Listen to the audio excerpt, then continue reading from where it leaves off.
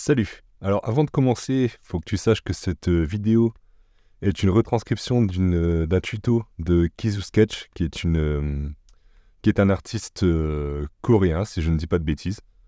Donc ce que j'ai fait ici, vu que comment dire, pour pouvoir voir la vidéo originale de façon optimale, il faut la regarder donc en coréen sous-titré en anglais, puisque les sous-titrages français sont pas foufou.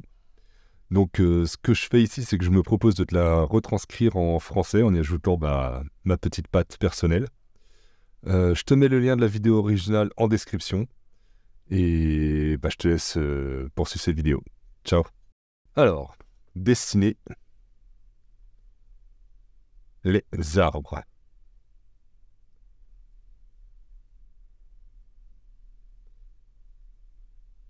Alors pour commencer, il faut savoir qu'il y a 3 étapes clés. Donc, on va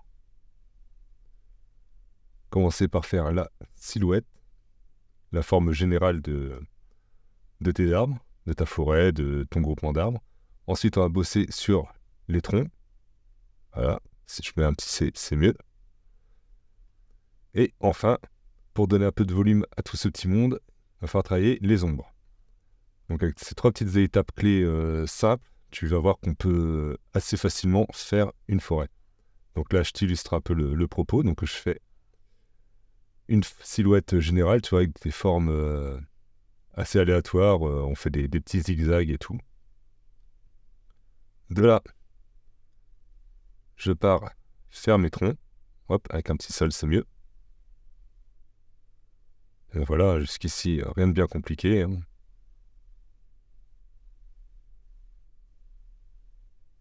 Je prends différentes formes de troncs.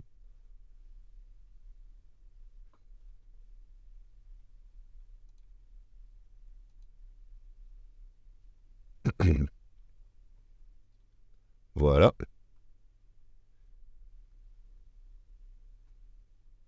Ensuite, là, je vais faire l'ombre qu'il va y avoir sous la forêt, forcément, parce que la lumière passe beaucoup moins bien. Donc, on ombre un petit peu tout ça. Donc là, je le fais sur ordinateur, mais tu peux très bien le faire, que ce soit à la plume, au stylo bille, la méthode est exactement la même, hein.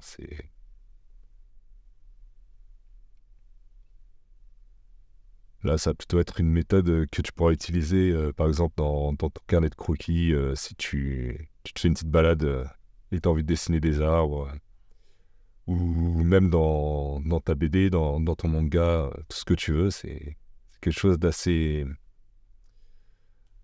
éclectique comme procédé.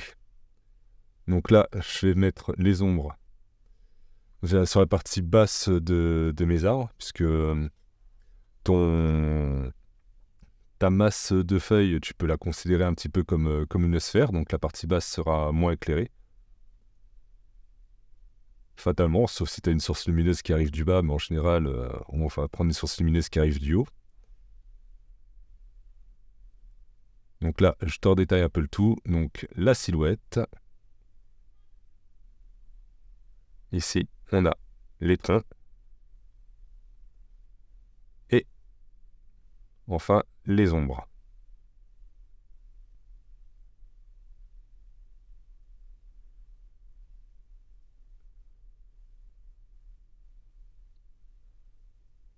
Voilà.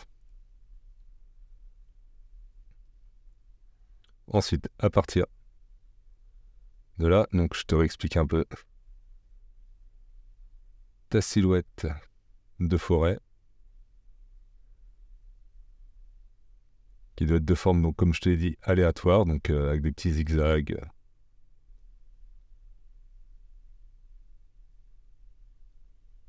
Histoire de donner un côté naturel à l'ensemble.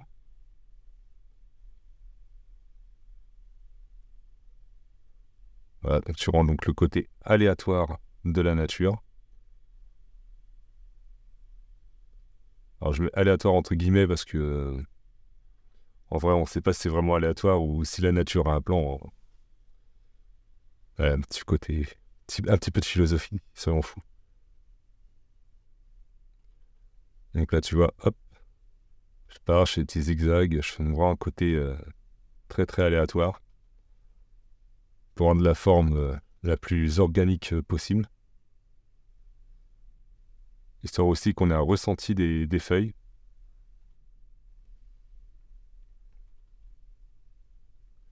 Ensuite, donc au niveau des troncs, on va donc se retrouver avec quatre formes.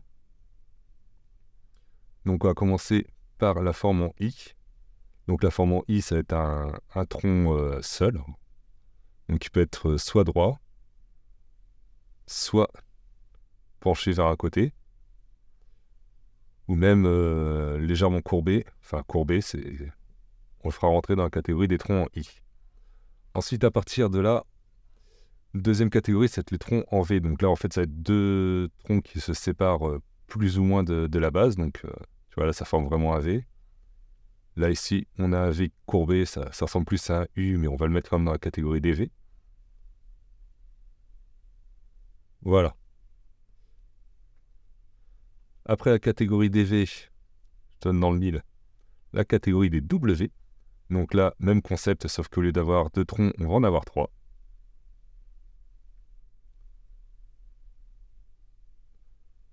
Voilà, tout bêtement, tu repars droit, tu vois, tu peux être un petit peu inventif. Tout ça, c'est du W. Et enfin, la quatrième catégorie, qui est la catégorie des troncs en Y. Donc là, en fait, c'est un petit peu un mix entre le I et le V, quoi. C'est ta séparation qui est un petit peu plus haute. Ça fait un Y, quoi, tout bêtement. Donc toujours pareil, hein, tu peux l'avoir soit penché, soit un peu arrondi. Tant que ça fait une sorte de Y, on est bon. Voilà, ça c'est juste pour que tu aies la forme en tête. Donc là, je te fais un petit exemple rapido. Tu as compris, on sait une petite forme aléatoire pour la masse des feuilles. Voilà. Un petit sol. Et on est parti, on se fait les troncs, donc différentes formes. Donc là, ici, on a un tronc en I. Là, je pars sur un tronc en V. En W même. Même un mix entre le V et le Y. T'as parfaitement le droit de combiner les formes hein, si t'en as envie. Là, on est sur un Y ou un V.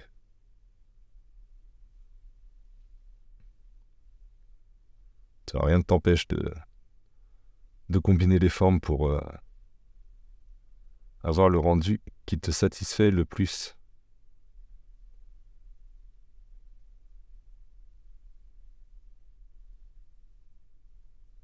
Voilà.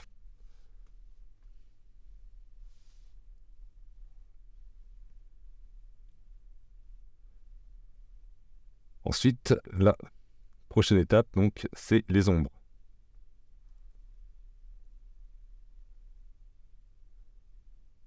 Donc, au niveau des ombres, moi, ce que j'aime bien faire, c'est varier le sens des hachures, le motif.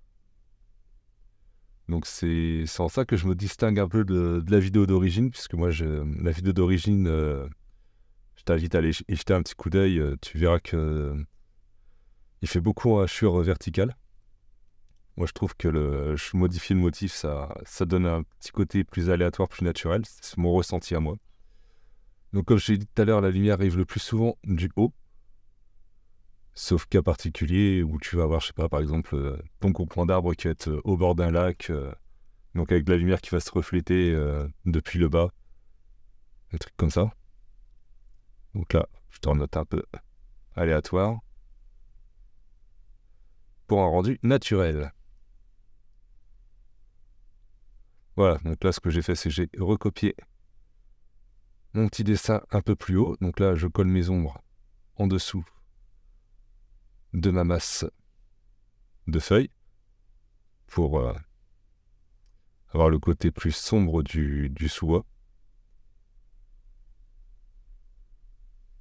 Là, je fais des hachures verticales. Je trouve que ça rend bien en vertical. Ça, là-dessus, je suis total raccord avec Kizu Sketch, qui est l'artiste qui a fait la vidéo d'origine. Hop, on fait notre petite hachure.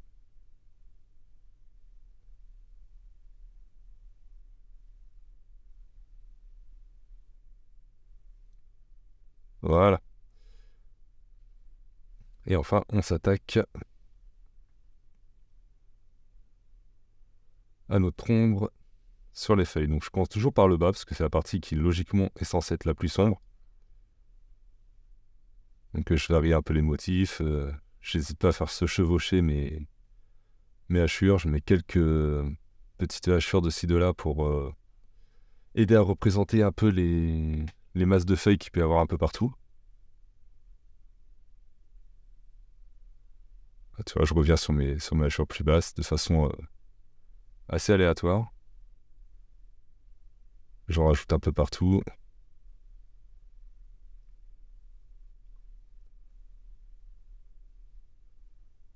Plus on va être vers le haut, moins je vais en mettre forcément. Parce que c'est censé être beaucoup plus éclairé. Voilà, j'hésite pas à repasser, à faire se croiser mes hachures. Vraiment à ce côté aléatoire.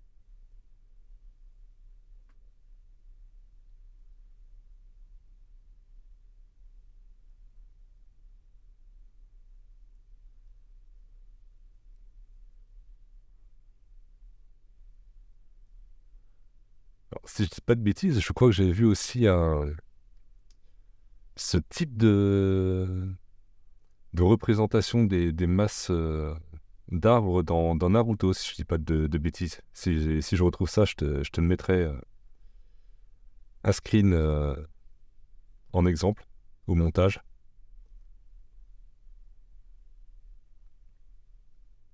Je m'avance peut-être un peu.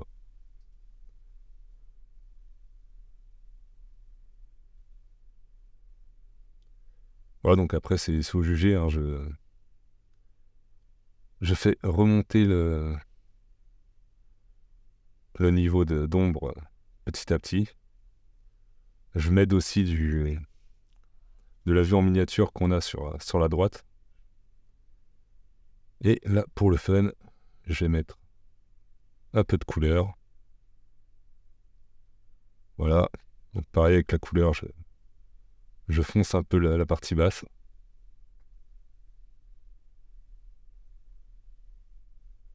J'aurais très bien pu continuer à monter l'intensité de l'ombre avec des hachures, mais là je décide de le faire à la couleur. Et là, on part sur un petit exemple.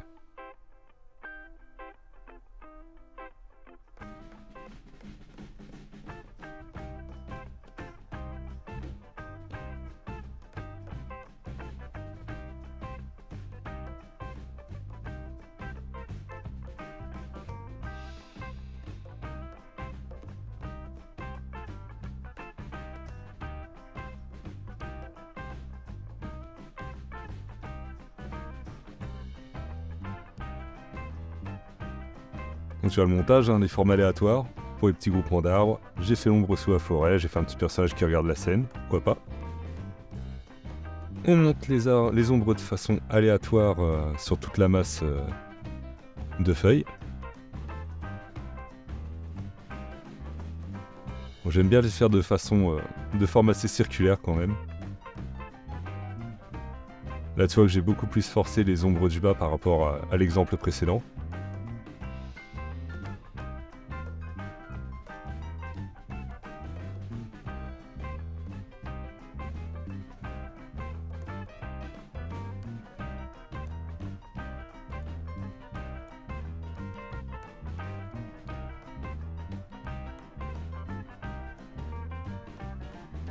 Et on passe à une petite colo.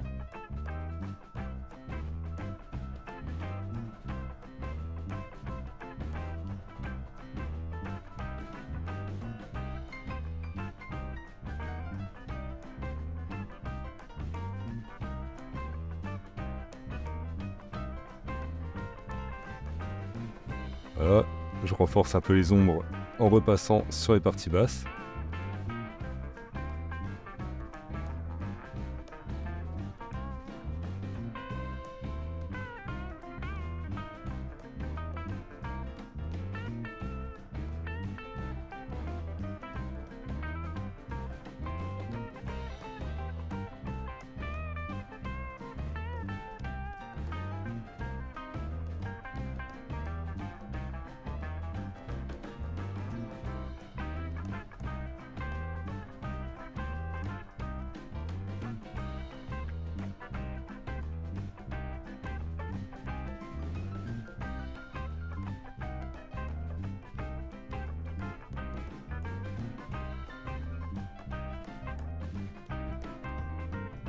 N'oublie pas de faire l'ombre du sous-bois.